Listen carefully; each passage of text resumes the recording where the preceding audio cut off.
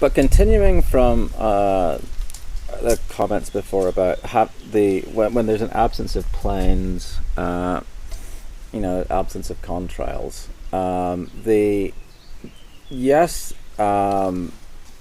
impurities in jet fuel, whether put there deliberately or otherwise, will have an effect on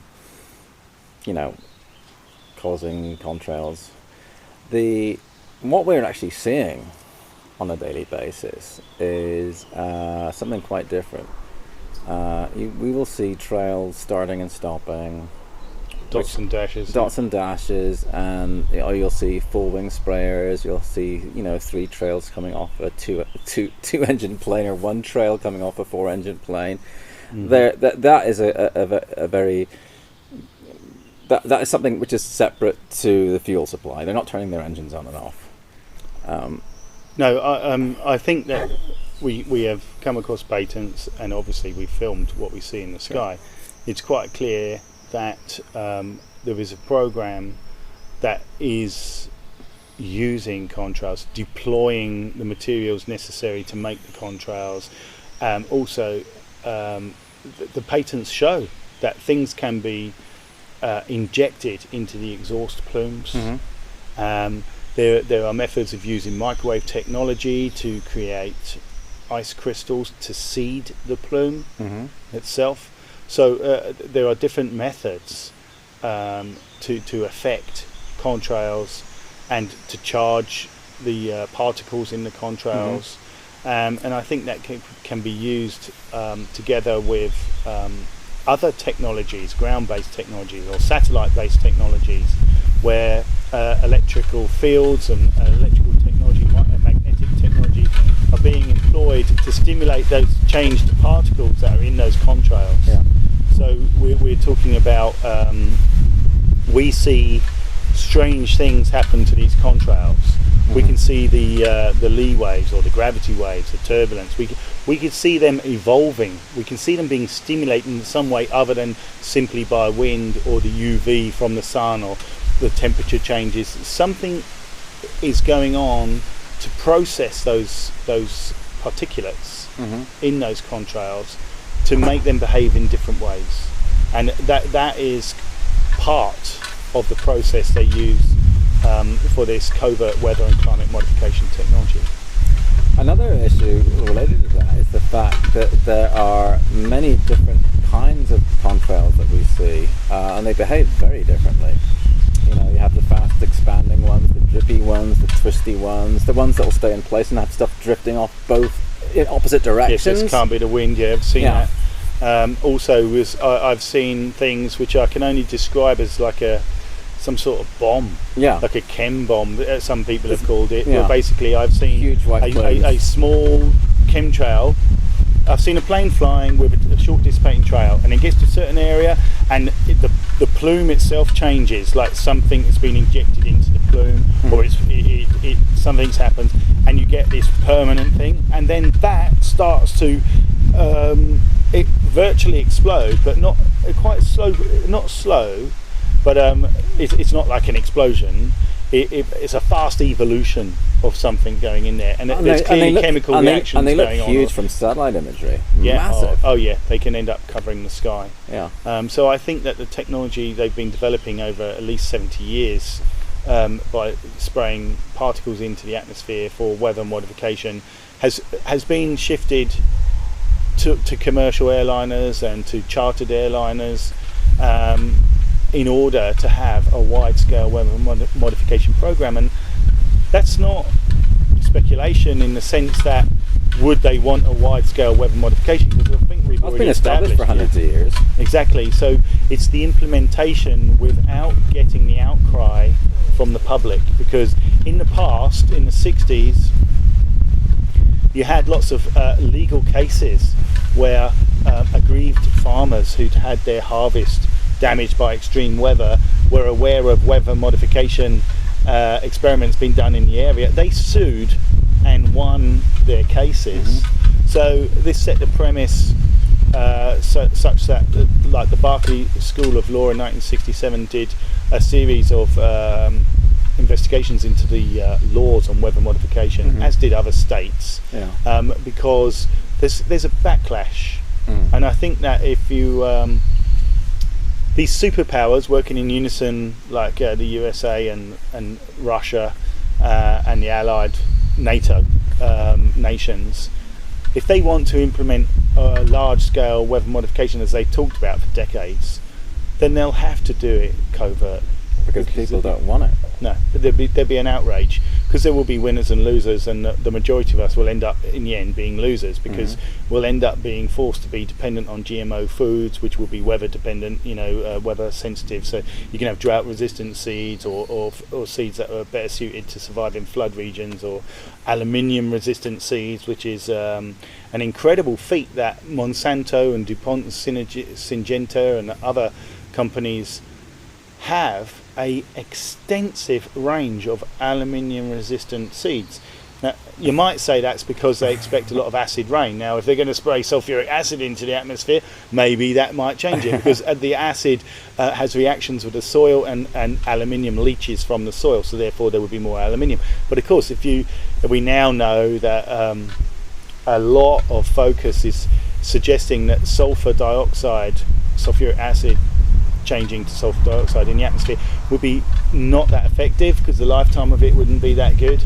And they're suggesting aluminium, titanium and carbon dust, and like diamonds in the dust, and other carbon nanotubes and other exotic nano technologies would be much longer lasting. It's clear that aluminium is the one they keep going back to. It's cheap to produce. Well, again, going back to David Keith's paper, he said in his paper, and repeated it's on video in San Diego in 2010, that sulfates or sulfuric acid, which are the only things they publicly will mention when they talk about solar radiation management. To the public, not in their meetings. They'll talk in their meetings in private, but even then, now in the meetings in private, they're a bit leery of mentioning it, and like they wouldn't address it at all in San Jose when we were there, and certainly not in Paris. Like, oh no. He did mention it at San Francisco in his presentation, though.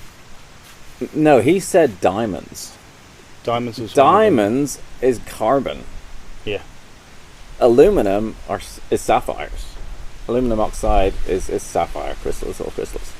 But so in his paper, and repeated in this thing, he said sulfates are the wrong shape, the wrong size. They don't reflect light the right way. Plus, the main problem is they coagulate. They stick together and fall out of the sky as acid rain. And aluminum nanoparticles, aluminum, barium, and ferrite. He proposed putting these little discs. I think 16 times less coagulation rate, and this is the stuff you should use. Rate, that was it, yeah.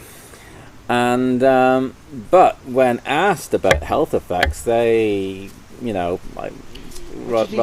potty mouthed. What was his quote in 2010? That it's not really a moral hazard, it's more like free riding on our grandkids. Although I'm not sure, when you listen to that in context, he might be talking about global warming. It doesn't link directly to... I'm not so sure about that one. Oh, okay. I'll have to look at it again in context. It'd be nice to see footage of the whole presentation to see in which context it was used. I've heard a longer quote. I'm not sure if that's something terribly strong. Okay. But he certainly has. I was at a presentation of his in Oxford. Yeah. And somebody in the audience brought up a question about studies that had been done about the health effects of spraying sulfur acid and then sulfur dioxide. It will convert into sulfur dioxide, depleting the ozone, by the way. Which of course will exacerbate the warming effect anyway, which is a weird paradox. But it was noted that there have been studies that basically sulfur dioxide in the atmosphere kills millions, and the extra amount they were going to put in at Oxford, he said 2% than the current amount that's in the atmosphere. Which is interesting, because what the current amount in the atmosphere, what's it doing anyway? And if we're only going to add 2%, what real difference will it make? But he said that it will only kill an extra 20,000 people. So that he's aware the program he's advocating will kill 20,000 people. Yeah. 2 days later, following that presentation at Oxford Martin School, Oxford University. And when was this? This was in December 2013. Oh, so it's 3 years after he already admitted it was actually aluminum he wanted to put in. Well, I'll get to that in a moment. I'm just talking about the health impacts of sulfur. Yeah. So he's sort of not necessarily acknowledging the link between aluminium and Alzheimer's, but he's just getting back to sulfur dioxide. When he went on to the Colbert show 2 days later, he dropped the amount that they'd be spraying to 1% instead of 2%. And so they only killed 10,000 people. So they are aware, even on the publicly acknowledged safer option to say we'll be spraying particles of sulfur. It will kill thousands of people. And if you add into the equation the effects, the known effects of aluminium on the brain, on the body, and the fact that it will be nanoparticles, these were more readily absorbed by the body. They will pass straight through the blood-brain barrier. There's no protection. Through the olfactory system straight into the brain. Yes, there is no protection from nanoparticles. It's much smaller than the body's, much smaller particle than the body is used to dealing with. And for a layman, the particle size David Keith is talking about is 5 nanometers, and you can fit 1 million of them in a grain of salt. Yeah, very, very small. Yeah, it's incredible. It's incredible technology that they're going to engineer. In the future, of course, they're not doing it now. No.